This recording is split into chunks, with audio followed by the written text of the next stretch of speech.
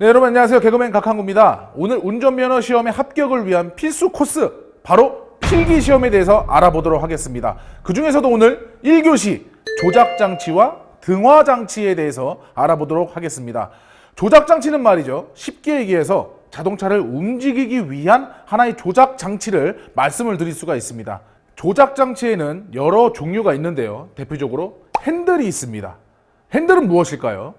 내가 가고자 하는 방향을 좌측으로 움직이면 차가 좌측으로 움직이고, 내가 핸들을 우측으로 움직이면 차가 우측으로 움직일 수 있는 하나의 조작장치를 말씀드릴 수가 있습니다. 자, 두 번째, 변속기를 살펴보면 첫 번째로 P, 주차할 때 사용이 되고 시동을 걸 때 사용이 되겠습니다. 두 번째는 R, 리버스, 후진을 할 때 사용하게 되겠습니다.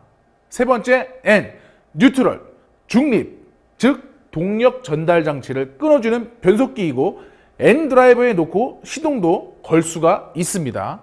그리고 네 번째로는 드라이브, 말 그대로 주행을 하기 위한 변속 장치입니다. 다섯 번째로 E라고 써 있습니다. 숫자 2는 2단으로 기억하시면 될 것 같은데요, 완만한 오르막길을 올라갈 때 사용하면 되겠습니다. 여섯 번째로는 대문자 L이라고 써 있는 게 있을 겁니다. 보통 1단으로 기억하시면 되겠는데요, 앞서 말씀드린 대로 2단은 완만한 경사를 올라갈 때 사용하지만 1단은 아주 급한 경사를 올라갈 때 사용하시면 힘을 좀 더 받을 수 있겠습니다. 자, 이렇게 기어 변속 장치에 대해서 설명이 끝났습니다. 그렇게 어렵지 않죠? 자, 다음 설명드릴 조작 장치는 방향 지시등입니다. 일반적으로 깜빡이라고 하는데요, 좌측 방향 지시등과 우측 방향 지시등, 이렇게 두 가지가 있습니다. 말 그대로 자신이 가고자 하는 방향으로 가기 전에 조작해주는 중요한 장치가 되겠죠. 내가 좌측으로 가고 싶다 하면 좌측 방향 지시등을, 우측으로 가고 싶다 하면 우측 방향 지시등을 켜고 주행을 하시면 되겠습니다. 그리고 또 뭐가 있을까요? 그렇습니다. 주차 브레이크가 있는데요, 보통 운전석 시트 바로 옆에 붙어 있거나 아니면 운전석 밑에 보시면 엑셀레이터나 브레이크 바로 옆에 풋브레이크라고 하는 발로 조작하는 사이드 브레이크가 있습니다. 똑같은 역할을 하고 있기 때문에 그렇게 기억하시면 되겠습니다. 사이드 브레이크 기능은 주차 후 차가 움직이지 않도록 차를 고정시키는 역할을 합니다. 다시 차를 움직여야 할 경우에는 꼭 풀어주시고 운전을 하셔야 됩니다. 왜냐하면 고장의 원인이 되기 때문에 꼭 주의하셔야 됩니다. 그리고 또 중요한 장치가 뭐가 있을까요? 바로 비상전멸등입니다. 비상전멸등은 일반적으로 비상등이라고 하거나 비상깜빡이라고 말씀하시는 분들이 있는데, 정확한 명칭은 비상전멸등입니다. 차량마다 비상등의 위치는 다 다르지만 일반적으로 모두 같은 역할을 하고 있습니다.